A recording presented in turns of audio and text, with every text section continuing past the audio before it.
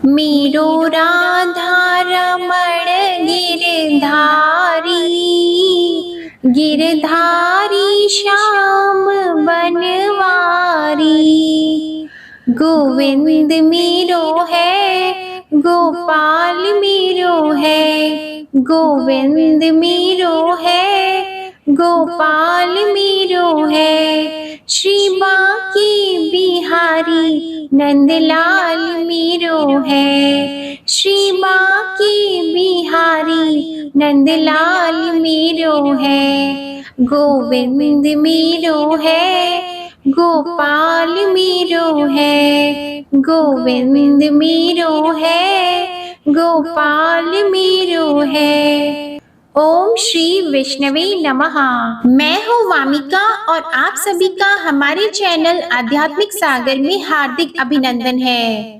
आज आप सुनेंगे अधिक मास यानी पुरुषोत्तम मास महात्म्य का अध्याय 28। इस अध्याय में देवदूतों के ज्ञान उपदेश से कदर्य का हरि लोक गमन व दैनिक चर्चा का वर्णन है। कदर्य ब्राह्मण को आश्चर्यचकित और भौचक्का देखकर भगवान हरि के पार्षद पुण्यशील और सुशील होकर बोले, हे कदर्य, गोलोक को चलिए, देर क्यों कर रहे हैं? तुमने विशेष रूप से भगवान पुरुषोत्तम का सामीप्य पाया है। कदर्य बोला, मुझे अभी बहुत से कर्मों के फल भोगने हैं, लेकिन किस प्रायश्चित से यह गोलोक मिला यह नहीं समझ पाया। पृथ्वी पर जितनी वर्षा की धाराएं हैं, जितने तृण और रज कण हैं और जितने आकाश में तारे हैं, उतने ही मेरे पाप हैं। मैंने यह सुंदर शरीर कैसे पाया? हरि के प्रिय पार्षदों, इसका कारण मुझे बताओ। श्री नारायण बोले, कदर्य की ऐसी वाणी सुनकर हरि के दूत बोले, आहा, हे देव, क्या तुमने यह पद पाने का महान साधन नहीं जाना? हे प्रभु, पुरुषोत्तम भगवान का प्रभाव आपने नहीं जाना। यह पुरुषोत्तम मास विष्णु का प्रिय और महापवित्र है। इसमें तुमने देव दुर्लभ तप किया है। हे महाराज, वन में वानर शरीर से अनजाने और मुख रोग के कारण न खाने से तुम्हारा निराहार व्रत हो गया। तुमने वानर पने की चंचलता से वृक्ष से फल तोड़ तोड़ कर पृथ्वी पर फेंक दिए, जिससे अन्य लोगों की तृप्ति हुई, और दुख के कारण पानी भी नहीं पी सके, जिससे तुम्हारा अज्ञानतावश पुरुषोत्तम मास में बड़ा भारी तप हो गया। हे अनग, तुम्हारे द्वारा फलों को गिराए जाने से परोपकार हो गया। वन में विचरती महाभयंकर शीत, वायु, धूप आदि सहन की और इस रमणीक श्रेष्ठ तीर्थ में 5 गोते लगाए, जिससे तुम्हें पुरुषोत्तम मास के स्नान का फल मिला है। इस प्रकार तुम्हारे रोग वश होने से अनजाने ही उत्तम तप हो गया, सो वह सब सफल हो गया। अब तुमने अनुभव भी कर लिया, जो मनुष्य इस पुरुषोत्तम मास में श्रद्धा पूर्वक उसके उत्तम महात्म्य को जानकर विधि सहित कर्म करते हैं, उनका तो कहना ही क्या। आपने जैसा साधन किया वैसा करने में अन्य कोई समर्थ नहीं है। इस मास में एक उपवास करने से भी मनुष्य पाप समूह से छूट जाता है। इस मास के समान पुरुषोत्तम की प्रीति देने वाला अन्य कोई नहीं है। इस पुरुषोत्तम का जो व्रत करते हैं वे धन्य हैं। इस भारत खंड में मनुष्य जन्म पाकर जो पुरुषोत्तम का सेवन करते हैं सदा महाभाग्यशाली हैं और उन्हीं का जन्म सफल है, जिनका पुरुषोत्तम मास स्नान, दान, जप आदि में बीता है। पुरुषोत्तम मास में दान, पितृ कार्य, श्राद्ध और अनेक प्रकार के तप करने से ये सब अन्य मासों की अपेक्षा करोड़ गुना फलदायक होते हैं। जो पुरुषोत्तम मास में स्नान, दान नहीं करता, उस नास्तिक, पापी, मूर्ख, पाखंडी, दुष्ट, अधर्मी तथा आलोचक को धिक्कार है। श्री नारायण बोले, पुण्यशील और सुशील द्वारा कदर्य ब्राह्मण अपने पूर्व वृतांत को सुनकर पुलकित होकर आश्चर्य में पड़ गया। प्रथम तीर्थ के देवताओं और कलिंजर पर्वत को, फिर वन के देवों को, छोटे छोटे पेड़ों और सब लताओं और वृक्षों को उसने नमस्कार किया। तत्पश्चात नम्रता पूर्वक विमान की प्रदक्षिणा कर मेघ के समान श्याम वर्ण का होकर सुंदर पीतांबर धारण कर विमान पर सवार हो गया। तब सब देवता स्तुति करने लगे, गंधर्व एवं किन्नर आदि बाजों के साथ गाने लगे।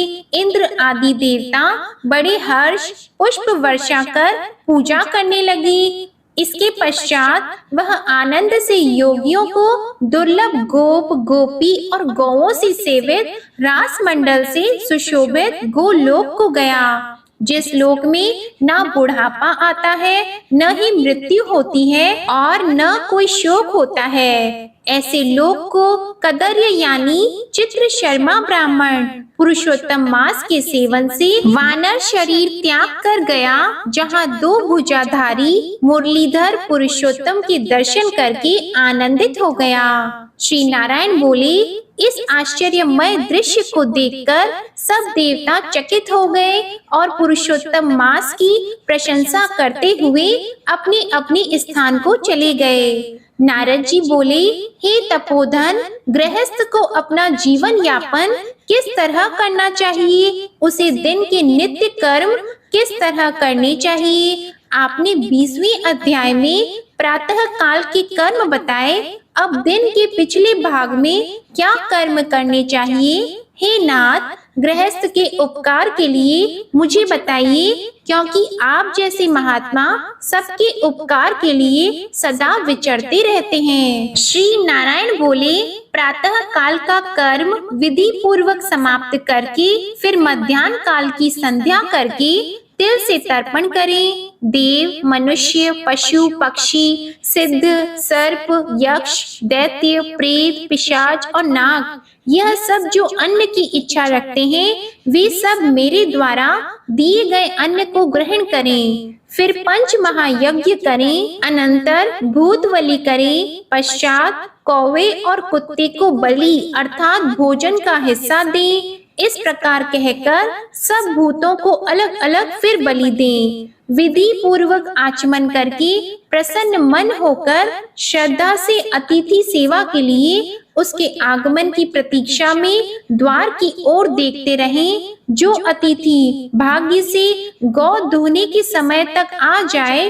तो उसका पहली वाणी से सत्कार करें। फिर बुद्धिमान पुरुष उसकी देव समान पूजा करके भक्ति पूर्वक यथाशक्ति अन्न और जल से संतुष्टि करें। फिर विधि पूर्वक भिक्षुक और ब्रह्मचारी के लिए बनाए हुए सब व्यंजनों में से निकालकर अन्न भिक्षा दें। सन्यासी और ब्रह्मचारी यह दोनों सिद्धांत के मालिक हैं। इनको अन्न न देकर भोजन करने वाले मनुष्य को चंद्रायण व्रत करना चाहिए। पहले यति के हाथों को धुलाकर फिर भिक्षा दें, साथ में जल दें। ऐसा करने से वह भिक्षा सुमेरु पर्वत के समान और जल समुद्र के तुल्य महान होता है। जो मनुष्य सत्कार से भिक्षुक को भिक्षा देता है तो उसका फल गोदान के समान होता है, ऐसा भगवान यम कहते हैं। फिर पूर्व की ओर मुख करके बैठकर मौन होकर शुद्ध सुंदर थाली में अन्न की प्रशंसा करते हुए भोजन करें। अपने आसन पर अपनी थाली में एक वस्त्र पहनकर भोजन न करें। अपने आसन पर बैठकर शांति से प्रसन्न होकर जो मनुष्य अकेला कांसे की थाली में भोजन करता है तो उसके आयु, बुद्धि, यश और बल ये चारों बढ़ते हैं। दिन में सत्यम त्वर्तेन परिश्यामी और रात्रि में ऋतवा सत्येन परिश्यामी। इन मंत्रों से जल से हाथ धोकर घी सहित सब व्यंजन आदि का भोजन करें। भोजन में से पहले थोड़ा सा अन्न लेकर भूपतये नमः कहकर फिर भुवनपतये नमः कहकर धर्मराज को बलि अर्थात भोजन का हिस्सा दें। फिर भूता नाम पतये नमः कहकर चित्रगुप्त को बलि अर्थात भोजन का हिस्सा देने के बाद भूतों के प्रति ऐसा कहें कि जहाँ कहीं भी भूख प्यास से व्याकुल भूत स्थित हैं, उनकी तृप्ति के लिए यह अन्न सुखपूर्वक अक्षय हो। फिर ओम प्राणाय स्वाहा, ओम अपानाय स्वाहा, ओम व्यानाय स्वाहा, ओम उदानाय स्वाहा, ओम समानाय स्वाहा का उच्चारण करके घी के साथ 5 ग्रास बिना दांत लगाए निगल जाएं और फिर प्रेम से पहले मीठे पदार्थ खाएं, नमकीन और खट्टे पदार्थ भोजन के मध्य में और फिर कड़वे और तीखे पदार्थ खाएं। मनुष्य को चाहिए कि पहले तरल पदार्थ का भोजन करें, बीच में कड़े पदार्थ खाएं और अंत में फिर तरल पदार्थ खाएं। ऐसा करने से बल और आरोग्यता प्राप्त होती है। मुनि को 8 ग्रास, वानप्रस्थ को 16 ग्रास, गृहस्थी को 32 ग्रास और ब्रह्मचारी को इच्छा अनुसार भोजन करना चाहिए।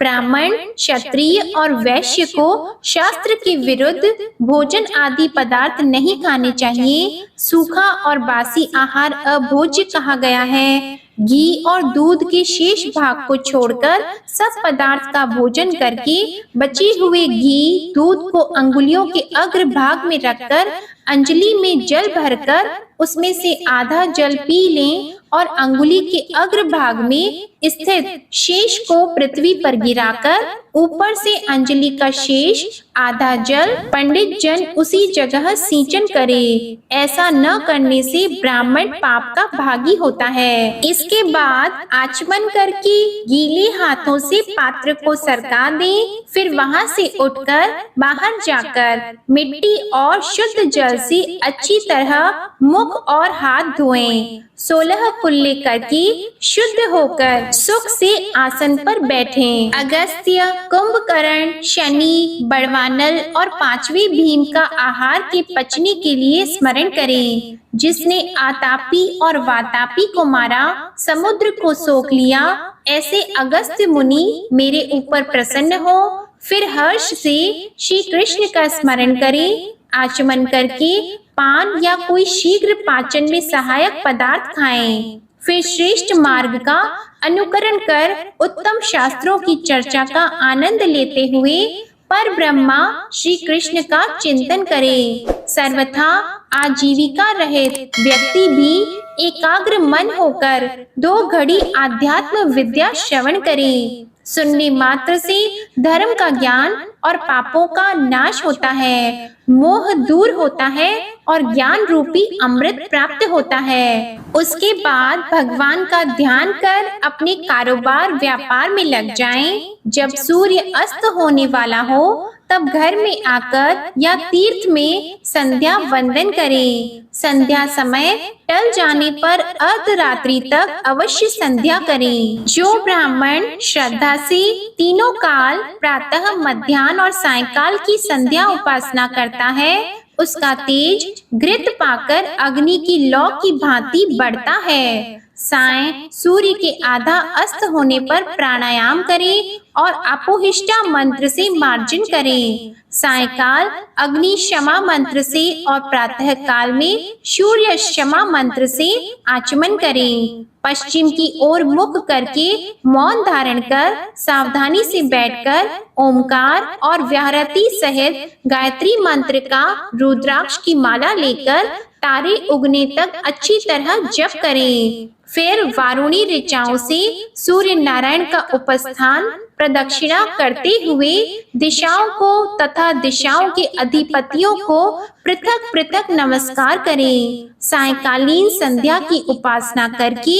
अग्नि में आहुति देकर सेवकों सहित अल्प भोजन करके बैठ जाएं। सायकाल और प्रातः काल भोजन की इच्छा न होने पर भी वैश्वदेव और बलि कर्म सदा करते रहें, नहीं तो पाप का भागी होता है। फिर भोजन करने के बाद गृहस्थी पुरुष सायकाल हाथ पैर धोकर शैया पर जाकर अपने घर में पूर्व की ओर सिर करके सोएं, ससुराल में दक्षिण की ओर सिर करके सोएं, परदेश में पश्चिम की ओर सिर करके सोएं, किंतु उत्तर की ओर सिर करके कभी न सोएं। सोने वाला पुरुष रात्रि सूक्त का जप करके सुखदायी देवताओं का स्मरण कर अविनाशी विष्णु को नमस्कार करके प्रसन्नचित्त होकर सोएं। रात्रि में अगस्त्य, माधव, महाबली, मुचकुंद, कपिल और आस्तिक मुनि यह पांचों सुख से सोने वाले हैं, अतः इनका स्मरण करके सोएं। मांगलिक जल से भरा कलश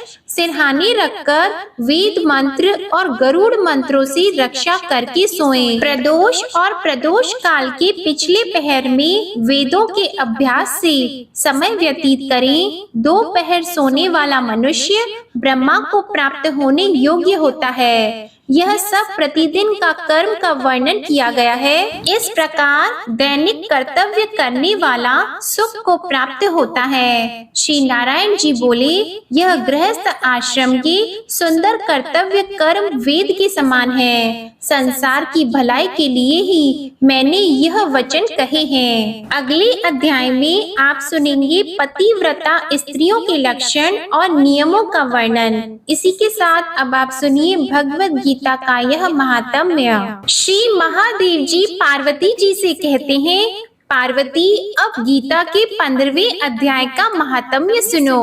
गौड़ देश में कृपाण नरसिंह नामक एक राजा थे, जिनकी तलवार की धार से युद्ध में देवता भी परास्त हो जाते थे। उनका बुद्धिमान सेनापति शस्त्र और शास्त्र की कलाओं का भंडार था। उसका नाम था सरवमेरुन। उसकी भुजाओं में प्रचंड बल था। एक समय उस पापी ने राजकुमारों सहित महाराज का वध करके स्वयं ही राज्य करने का विचार किया। इस निश्चय के कुछ ही दिनों बाद वह हैजे का शिकार होकर मर गया। थोड़े समय में वह पाप आत्मा अपने पूर्व कर्म के कारण सिंधु देश में एक तेजस्वी घोड़ा हुआ। उसका पेट सटा हुआ था। घोड़े के लक्षणों का ठीक ठीक ज्ञान रखने वाले किसी वैश्य के पुत्र ने बहुत सा मूल्य देकर उस अश्व को खरीद लिया और यत्न के साथ उसे राजधानी तक वह ले आया। वैश्य कुमार वह अश्व राजा को देने के लिए लाया था। यद्यपि राजा उस वैश्य कुमार से परिचित थे, तथापि द्वारपाल ने जाकर उसके आगमन की सूचना दी। राजा ने पूछा, किस लिए आए हो? तब उसने स्पष्ट शब्दों में उत्तर दिया, देव, सिंधु देश में एक उत्तम लक्षणों से संपन्न अश्व था, जिसे तीनों लोकों का एक रत्न समझकर मैंने बहुत सा मूल्य देकर खरीद लिया है। राजा ने आज्ञा दी, उस अश्व को यहाँ ले आओ। वास्तव में वह घोड़ा गुणों में उच्च श्रवा के समान था। सुंदर रूप का तो मानो घर ही था। शुभ लक्षणों का समुद्र जान पड़ता था। वैश्य घोड़ा ले आया और राजा ने उसे देखा। अश्व का लक्षण जानने वाले अमात्यों ने इसकी बड़ी प्रशंसा की। सुंदर राजा अपार आनंद में निमग्न हो गए और उन्होंने वैश्य को मुंह मांगा सुवर्ण देकर तुरंत ही उस अश्व को खरीद लिया। कुछ दिनों के बाद एक समय राजा शिकार खेलने के लिए उत्सुक होकर उसी घोड़े पर चढ़कर वन में गए। वहां मृगों के पीछे इन्होंने अपना घोड़ा बढ़ाया। पीछे पीछे सब ओर से दौड़कर आते हुए समस्त सैनिकों का साथ छूट गया। वे हिरणों द्वारा आकृष्ट होकर बहुत दूर निकल गए। प्यास ने उन्हें व्याकुल कर दिया।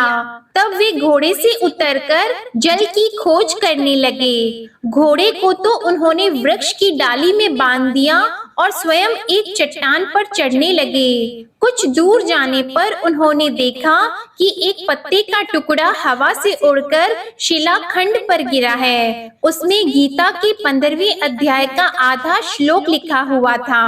राजा उसे बांचने लगा। उनके मुख से गीता के अक्षर सुनकर घोड़ा तुरंत गिर पड़ा और अश्व शरीर को छोड़कर तुरंत ही दिव्य विमान पर बैठकर वह स्वर्ग लोक को चला गया।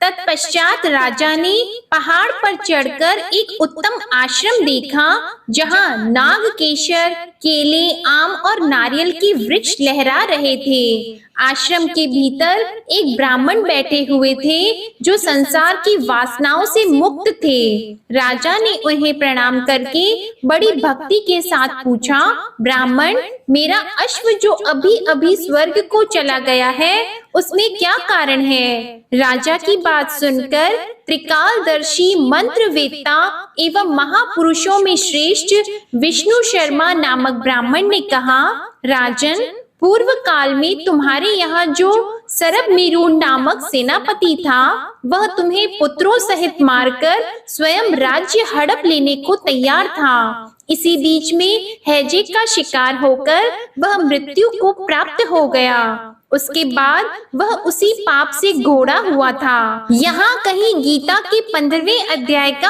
आधा श्लोक लिखा मिल गया था, उसे ही तुम बाँचने लगे। उसी को तुम्हारे मुख से सुनकर वह अश्व स्वर्ग को प्राप्त हुआ।